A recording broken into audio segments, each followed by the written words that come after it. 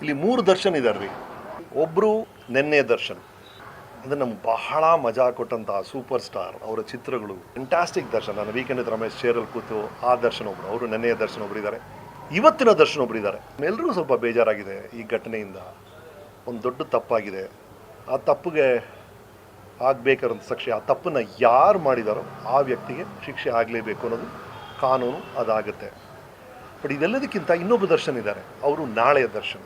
ಆ ನಾಳೆಯ ದರ್ಶನ್ ಇದ್ದಾರಲ್ಲ, ಈ ಈ ಸಮಸ್ಯೆಯಿಂದ ಹೊರಬಂದಾಗ, ಅದಕ್ಕೇನಾದ್ರು ಶಿಕ್ಷೆ ಇದ್ದರೆ ಅದನ್ನು ಅನುಭವಿಸಿ ಹೊರಗೆ ಬಂದಾಗ ಆ ನಾಳೆಯ ದರ್ಶನ್ ಏನು ಮಾಡ್ತಾರೆ ಅನ್ನೋದು ಭಾಳ ಇಂಟ್ರೆಸ್ಟಿಂಗ್. ಈಗ ಲೈಫಲ್ಲಿ ನಾನು ಮುಂಚೆನೇ ಹೇಳಿದ್ದೀನಿ, ನೋ ಯು ಟರ್ನ್ ಅನ್ನೋ ಬೋರ್ಡ್ ಇರೋದು ರಸ್ತೆಯಲ್ಲಿ ಮಾತ್ರ, ಲೈಫಲ್ಲಿ ಆ ಬೋರ್ಡ್ ಇಲ್ಲ.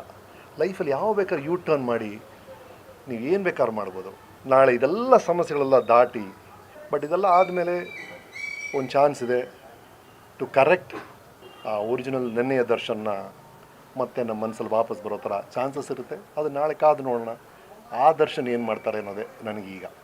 ಇಸ್ರೇಲಿ ಪ್ರೈಮ್ ಮಿನಿಸ್ಟರ್ ಒಂದು ಸಲ ತುಂಬ ಒಳ್ಳೆ ಮಾತು ಹೇಳಿದ್ರು. ಅವರು ಗೊತ್ತಿರೋ ವ್ಯಕ್ತಿ ಒಂದು ತಪ್ಪು ಮಾಡಿದಾಗ ಗೊತ್ತಿರೋ ವ್ಯಕ್ತಿ ಆಗಿರ್ತಾನೆ, ಆ ತಪ್ಪು ತಪ್ಪಾಗಿರುತ್ತೆ.